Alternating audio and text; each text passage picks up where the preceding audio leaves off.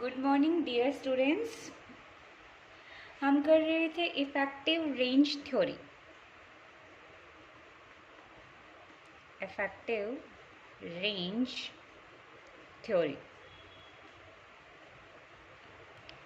Last हम कहाँ थे?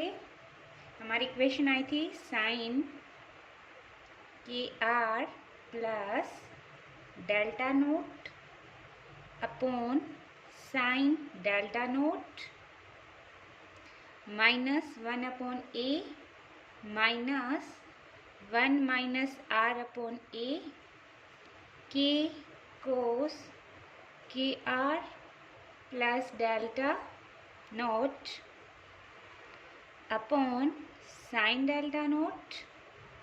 लिमिट थी R is equal to 0 is equal to K square integration 0 to infinite u naught minus we naught d r. अब हम क्या करेंगे? लिमिट पुट करेंगे आर इज इक्वल टू 0। जब R is equal to 0 put करेंगे तो sign K are ये 0 हो जाएगा, तो हमारा क्या आएगा? Sign delta naught upon sine delta naught. इसकी वैल्यू 1 हो जाएगी, तो हमारे पास क्या बचेगा यहाँ पे? -1 अपॉन ए।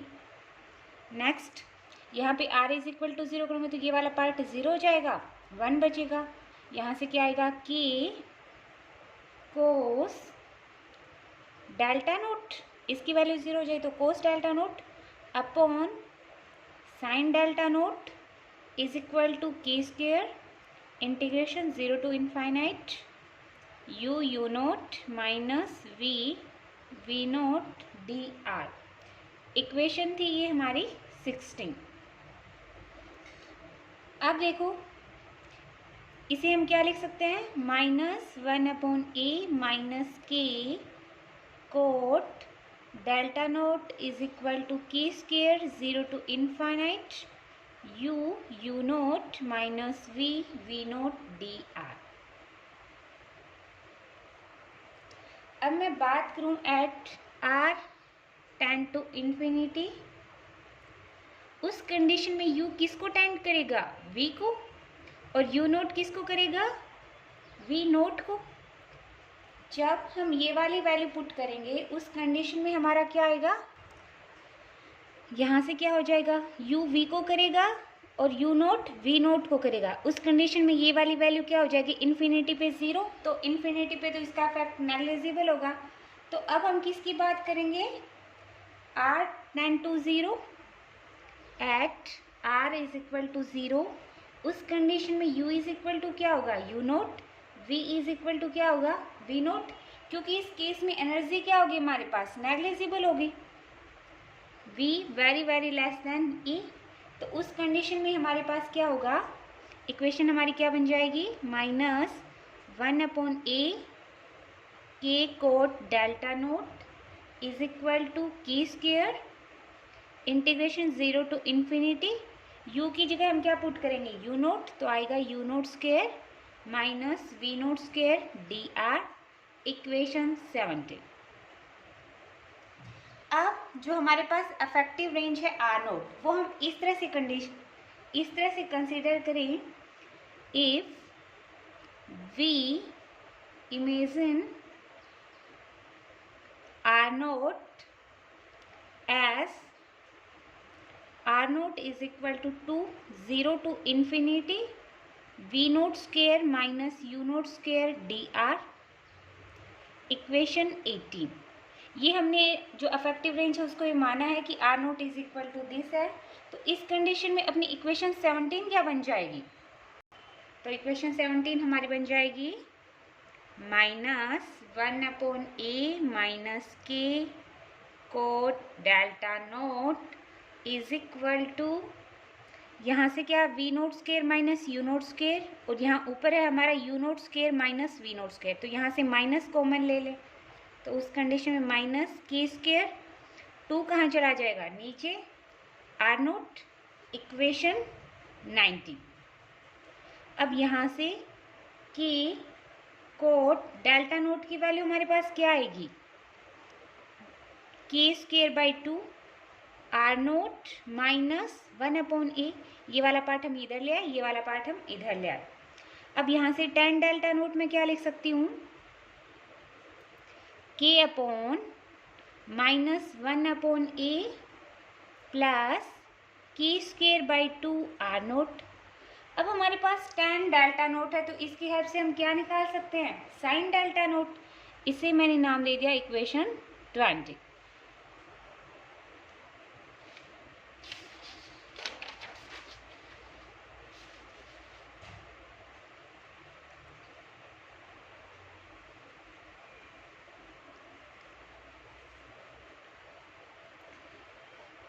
तो यहाँ से sin डेल्टा नोट अपना क्या हो जाएगा, k upon k² plus -1/a plus k² r naught upon 2 की होल स्क्वायर और इसकी 1/2। इसे हम लाल बटे कक्का से सॉल्व कर सकते हैं, इतना आपको पता होगा। अब हमने साइन डेल्टा नोट की वैल्यू निकाली। अब जो टोटल स्कैटरिंग क्रॉस सेक्शन हमारा क्या था, sigma is equal to 4π/k² sine square delta naught था। उसमें हम क्या करेंगे, इसकी वैल्यू पुट करेंगे। So total scattering cross section for S wave क्या था, sigma is equal to 4π/k² sine square delta naught. अब साइन स्क्वायर डेल्टा नोट की वैल्यू पुट कर देंगे, 4π/k² एस्टिक्स इसकी की तो k² और नीचे वाला हमारा क्या आएगा, k² plus -1/a plus k²/2 r note square. अब यहाँ से k² से k² कैंसिल हुआ तो सिग्मा इज इक्वल टू क्या आ गया अपना, 4π/k² plus -1/a plus k²/2 r note की स्क्वायर। अब देखो इस इक्वेशन को जब हम देख तो क्या कंक्लूजन निकलता है अपना, ये क्या कर रही है, इसके ऊपर हमें पोटेंशियल दिख रहा है, कहीं नहीं दिख रहा। यहाँ पर सिग्मा किस किस पे डिपेंड कर रही है, एक तो जो आपका k की वैल्यू हमने क्या मानी थी 2me/h², ए इफेक्टिव रेंज है अपनी, सॉरी स्कैटरिंग लेंथ है, r नोट क्या अपनी इफेक्टिव रेंज है। तो यहाँ पर यह इक्वेशन किस पर डिपेंड नहीं, दिस इक्वेशन इज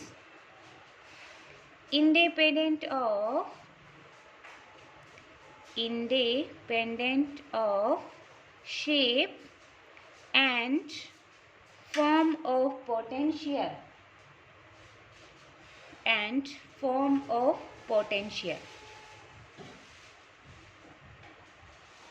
तो इस तरह से हमने हमारा effective range theory topic complete हुआ। अब हम पढ़ेंगे टेंसर फोर्स। क्या होते हैं टेंसर फोर्स, या फिर अदर वे में बोलूं तो नॉन सेंट्रल फोर्स।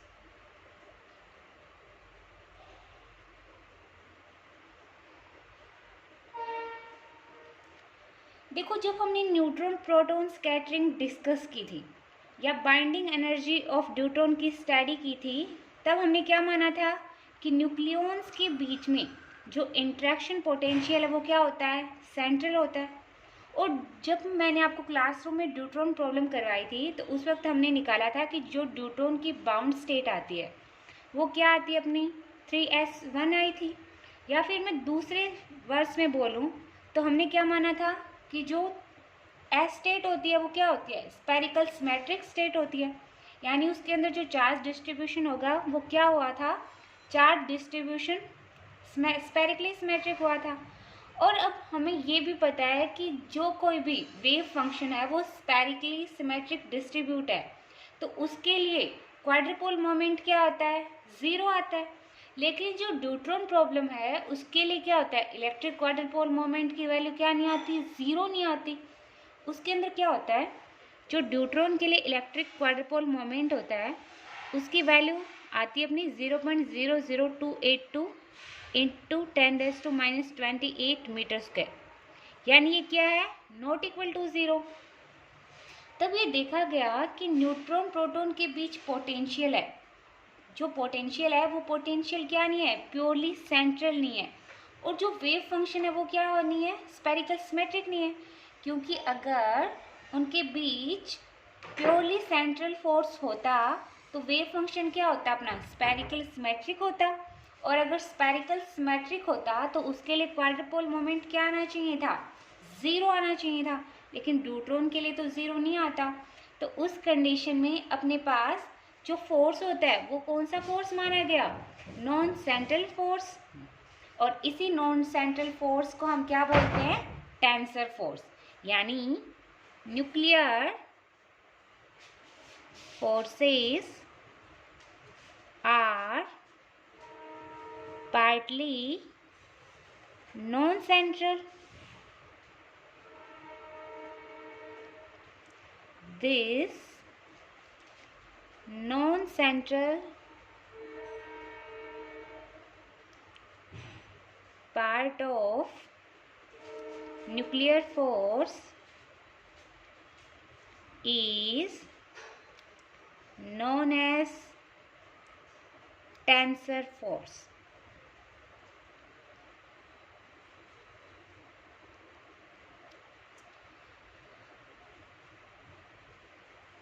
अब जब हमने न्यूक्लियॉन्स का जो मैग्नेटिक मोमेंट निकाला और उसमें से न्यूट्रॉन का मैग्नेटिक मोमेंट माइनस किया, वो भी क्या नहीं आ रहा था, 0 नहीं आ रहा था, वो आ रहा था 0.0222 न्यूक्लियर मैग्नेटॉन।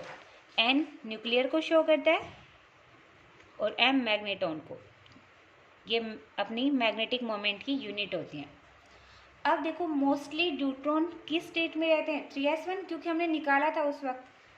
बट इसका तो जो हमारा आ रहा है, उस वक्त हमारा फोर्स हमने कौन सा माना था कि सेंट्रल फोर्स होता है, तो सारे न्यूट्रॉन्स किस में रहेंगे, 3s1 स्टेट में। लेकिन बाद में जब हमने इलेक्ट्रिक क्वाड्रुपोल मोमेंट निकाला, मैग्नेटिक मोमेंट निकाला, उस वक्त ये हुआ कि मोस्टली न्यूट्रॉन तो 3s1 स्टेट में ही रहेंगे, लेकिन कुछ स्मॉल अमाउंट ऑफ टाइम ये कौन से रहेंगे, अदर स्टेट में भी रहेंगे। Mostly neutron remains in 3s1 state,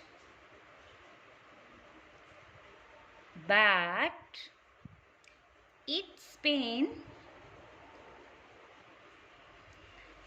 a small amount of time in some other state also.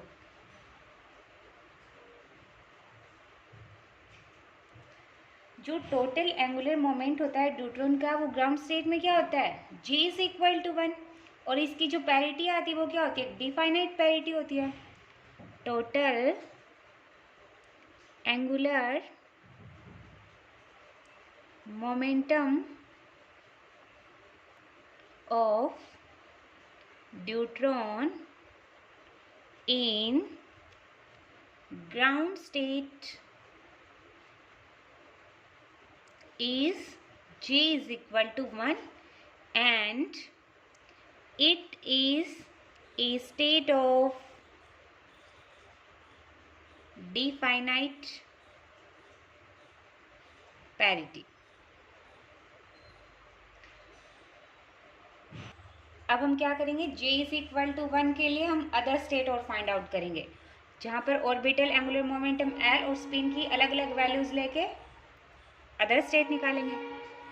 Orbital angular momentum L and spin S can have following values.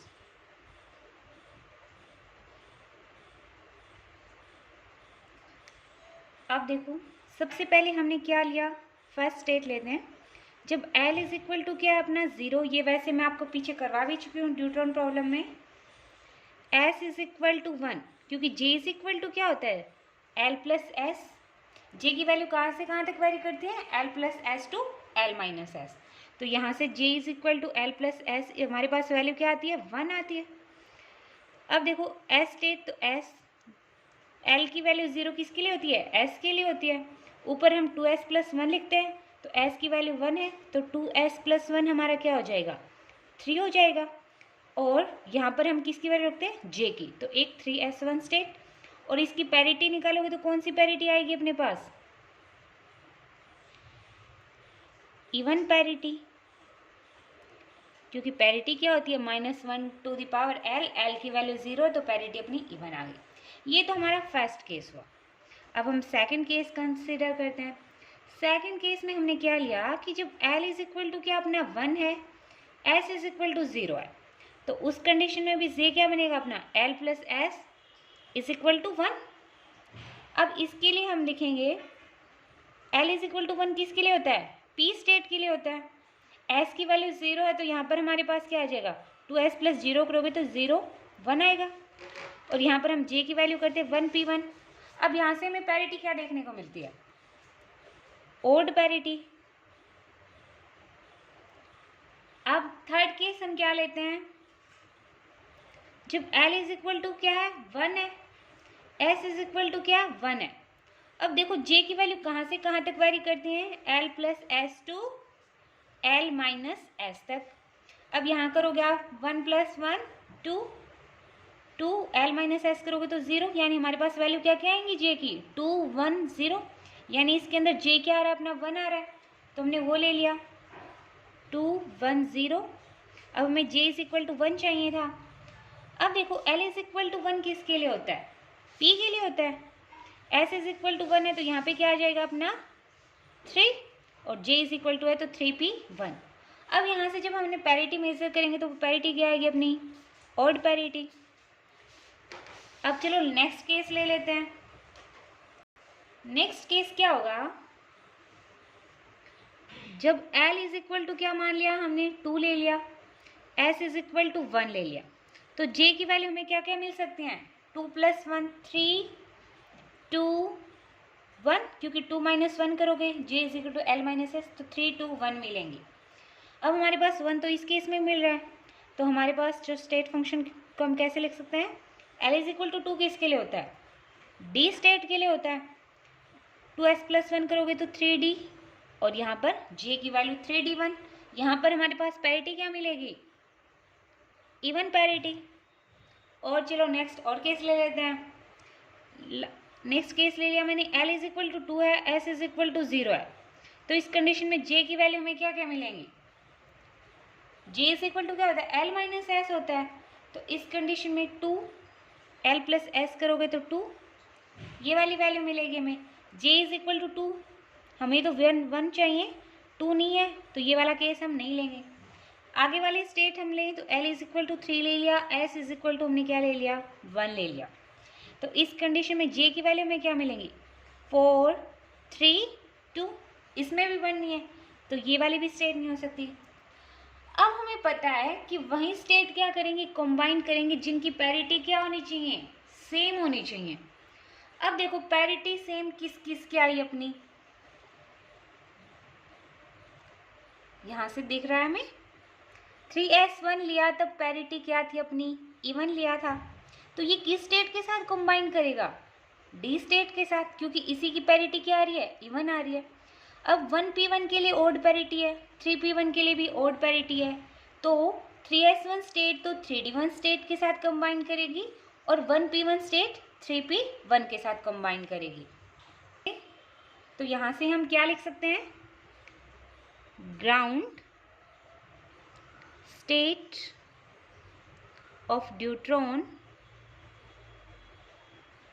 can be a mixture of 3s1 state with 3d1 or 1p1 state with 3p1। आज के लिए हम करेंगे इतना ही, इससे आगे हम करेंगे नेक्स्ट लेक्चर में। तो आज के लिए थैंक यू।